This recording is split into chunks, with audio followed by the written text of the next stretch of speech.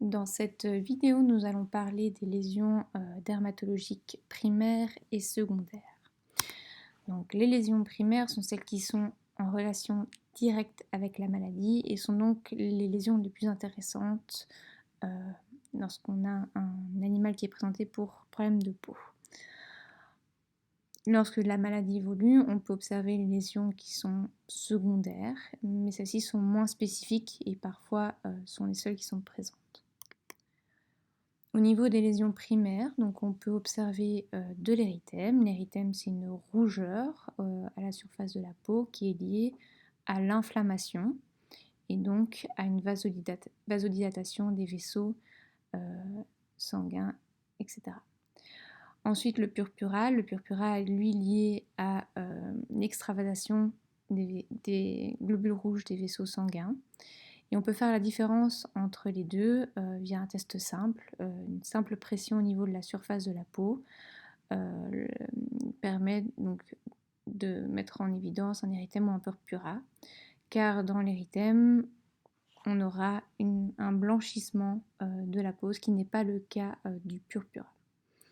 Ensuite, on peut retrouver les macules ou les taches, puis les papules. Les papules sont des petites lésions qui sont surélevées, bien circonscrites et pleines. Ce sont des lésions qui sont très fréquentes, très faciles à reconnaître, mais pas évident à interpréter. Les pustules, qui sont des petites levures cutanées fluctuantes qui résultent de la collection de pus. Donc ici sur l'image, on peut voir les pustules qui sont entourées en bleu. Et donc ces pustules peuvent évoluer en collerette épidermique lorsque celles-ci seront. Toujours dans les lésions primaires, on retrouve les vésicules et les bulles, donc qui sont des lésions, des élévations circonscrites, localisées au niveau de l'épiderme, qui contiennent un contenu plutôt liquidien, contrairement à la pustule qui lui contient du pus. Après, on peut retrouver l'alopécie, mais nous allons surtout en parler dans les lésions secondaires. Et finalement, le nodule, qui est une levure cutanée ferme, qui est supérieure à 1 cm et qui est secondaire à une infiltration dans les couches profondes de la peau. Donc, concernant les lésions secondaires, donc qui sont celles qui suivent les lésions primaires, qui sont l'évolution de la maladie, on peut retrouver les squames. Donc, les squames, c'est une accumulation de coronéocytes plus ou moins desquamés et qui résulte de l'épaississement de la couche coronée. Donc en microscopie, lorsqu'on regarde les lames en anapathologie, on va appeler ça l'épaississement de la couche coronée, une hyperkératose, qui peut donc soit être orthokératosique lorsqu'on n'a plus de noyaux, ou parakératosique lorsqu'on retrouve encore des noyaux. À la cytologie, donc, on peut observer les cellules plus ou moins desquamées. Donc sur la photo de gauche, celles-ci sont allongées et enroulées autour d'elles-mêmes. Que ce soit les photos de droite, elles sont plutôt intactes. Et on voit bien qu'elles sont cohésives entre elles. Alors, on retrouve aussi l'ulcère et l'érosion. Donc l'ulcère est différent de l'érosion car va atteindre la lame basale, alors que l'érosion va se limiter uniquement au niveau de l'épiderme. Les croûtes, qui elles résultent soit d'un dessèchement d'un exudat, donc le pus, ou d'un trouble de la kératinisation, qui est donc croûte qui est plutôt primaire. Donc la lichenification, qui est un épaississement de la peau, donc qui va se manifester cliniquement par une accentuation des lignes cutanées. Donc on a vraiment cet aspect de peau d'éléphant, Alors à ne pas confondre avec l'hyperkératose. Donc l'hyperkératose est un terme qu'on utilise uniquement en anapathie lorsque l'on regarde des sections de peau au microscope. Donc c'est un terme microscopique, alors que la lichenification est le terme macroscopique. Le comédon est, lui, la résultante d'un bouchon formé au niveau du follicule pileux. Et donc c'est une accumulation de kératine et de produits de sécrétion glandulaire qui se fait au niveau du follicule, qui va par la suite être dilaté. Et l'oxydation en surface va donner cette couleur noirâtre au comédon.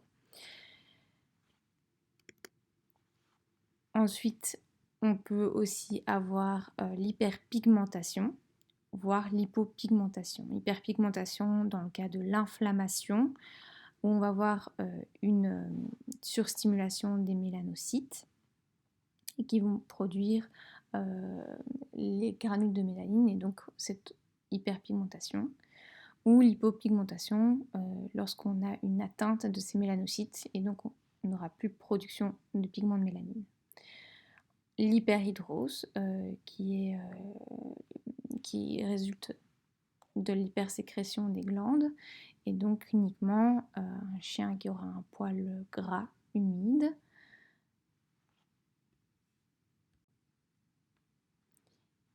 Et finalement l'alopécie. Donc les alopécies peuvent être d'origine primaire, mais aussi peuvent être secondaires. Donc ici on va vraiment diviser l'alopécie en deux embranchements, donc soit liée à une inflammation sous-jacente, c'est le cas lorsqu'on a une alopécie secondaire à du prurite, donc une alopécie traumatique, ou une alopécie secondaire à une atteinte du follicule, donc une folliculite. Mais les alopécies peuvent aussi être non inflammatoires et c'est le cas par exemple lors d'endocrinopathie. Donc on cite la maladie de Cushing, l'hypothyroïdie et l'hyperœstrogénisme qui va entraîner donc une atteinte du cycle pilaire ou lorsqu'on a des dysplasies au niveau du follicule pileux et les autres alopécies primaires.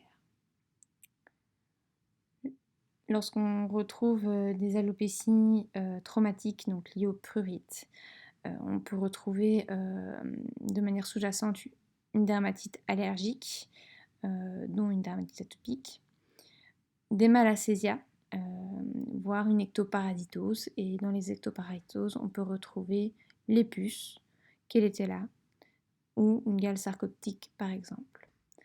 Lorsque l'alopécie est secondaire à une folliculite, dans ce cas-là, on peut avoir comme pathogène sous-jacent des dermatophytes, donc les agents de la teigne, une démodécie ou des bactéries. On peut faire facilement la différence entre l'alopécie traumatique et l'alopécie liée à une folliculite en essayant d'exercer une traction au niveau du poil. Lorsqu'on a une folliculite sous-jacente, le poil va venir tout seul, ce qui n'est pas le cas de l'alopécie traumatique. Donc ici, ce sont deux photos qui illustrent une alopécie primaire, non inflammatoire. Donc on observe bien sur les deux photos une absence de poils sur la photo de gauche au niveau des flancs et au niveau de la région dorsale et des flancs sur la photo de droite. Et ici, des exemples d'alopécie secondaire. Donc en haut à gauche, une alopécie traumatique liée au prurite lors d'une dermatite atopique. Et sur les trois autres photos, ce sont des lésions liées à une alopécie secondaire à une folliculite. Donc on observe bien l'inflammation dans les trois cas avec la présence d'érythème. Donc en haut à droite, une folliculite liée à une dermatophytose chez un chat. En bas à gauche, une folliculite de type bactérienne et en bas à droite une folliculite adémodex. Donc voilà pour la première vidéo concernant les lésions primaires et secondaires.